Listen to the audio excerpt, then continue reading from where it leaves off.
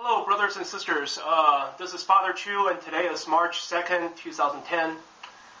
Today, I want to talk about miracles.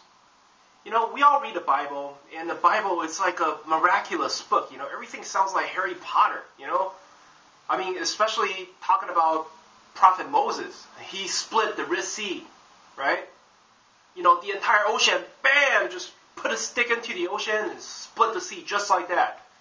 You know, for the Israelites to walk through. After they finish walking through, the sea comes back again and basically drown the Egyptian army. Stuff like that. And what about Jericho? You know, Joshua, after Moses died, Joshua led the Israelites into the promised land. And then Joshua overthrew the people in Jericho by... It's basically they surrounded the wall of Jericho, right? And then all they did is they walk around they basically walk around the entire city, right? For 6 days. And then on the seventh day, they blow the trumpet and everybody's screaming and shouting, and then the wall basically just fell. These miracles, you see these miracles time after time in the Bible.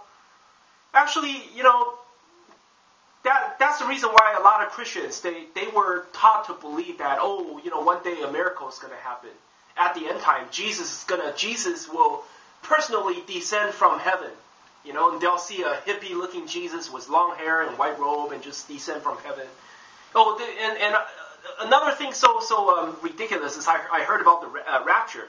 Rapture is actually the most ridiculous thing I've ever heard. And a lot of Christians, they believe that before the end time, they said before the end time, okay, there's going to be rapture. People will basically see Jesus, you know, flying in the sky, and then people will actually float into the sky. Everyone, all the ones that are ready, the truthful Christians, they will flow into the sky and meet up with Jesus.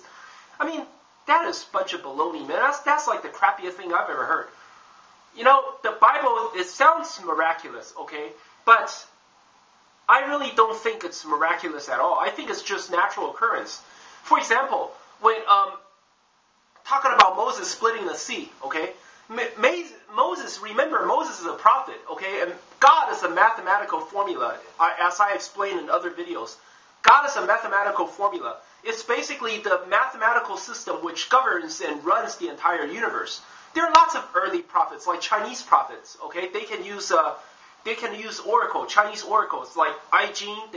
They toss coins on the ground and they can predict lots of future events. For example, they can predict when there's going to be rain. You know, on what day will it rain? On what day will there be storm and stuff like that.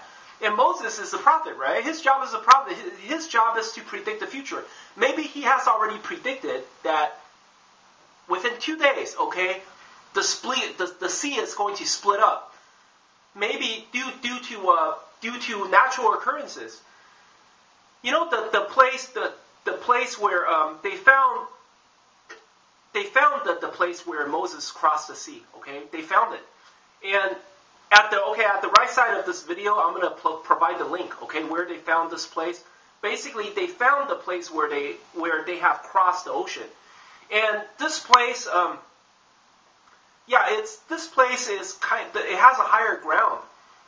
At both sides of this place, the sea level, the bottom of the sea was very, very low, like almost 10,000 feet. You know, you have to dive almost 10,000 feet.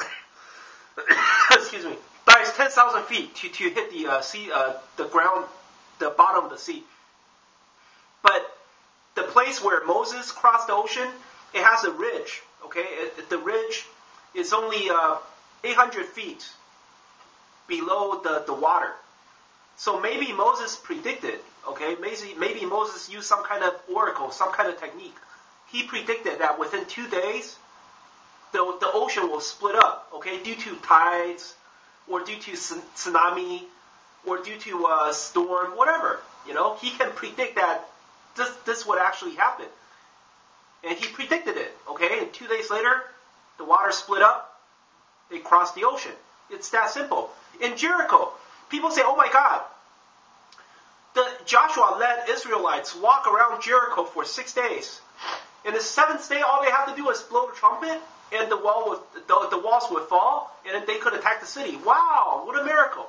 Actually, I've seen this before. They do this. If you study Chinese history or any Asian history, they do this all the time. Okay? What I mean is, walking around the wall, okay, walking around the city is only a distraction. But behind the scene, they were digging tunnels, okay? They probably were digging tunnels. They dig tunnels so that the people inside the city, they don't know. They think that they're just being ridiculous. They're just being morons walking around the wall, right? But behind the scene, they were secretly digging tunnels. Once they dug the tunnel, and the tunnel goes directly under the wall, the tunnel is to be dug, and it will go directly under the wall, okay? And then when they're ready, when the tunnel is like under the wall, the 7th day, when they blow the trumpet and everybody's shouting, all they have to do is they break the tunnel. They break the tunnel that's under the wall, and the wall will shatter, right? They just dig a little more, okay? They keep on digging, and then when they dig enough, the wall would collapse. And when the wall collapsed, they can attack the city. I think that's only a distraction, The Bible doesn't tell you the entire story. The Bible only told you that they surround the city 6 times, okay? I mean, it's 6 days. All they do is they walk around with the Ark of the Covenant, and they surround the city 6 days. And in the 7th day, they blow the trumpet, the wall collapses. But if you study Chinese history, okay, you will realize that, back in the days, they have this technique. They have this method, in order to attack the city. The siege is not the only method. You could also dig tunnels, And so what I'm saying is, lots of Bible story. It sounds miraculous, but it's actually not miraculous. Okay, God is just a mathematical formula. All you have to do is hire a prophet, and he can predict the future very, very accurately, and you guys can win the war, or you guys can. You guys can do things to your favor, right? So what I'm saying is, these Christians, they believe in rapture and Jesus is going to descend from heaven. No. You better stop dreaming, okay? Nothing like that's going to happen. Jesus will not come back, okay? Jesus will not come back.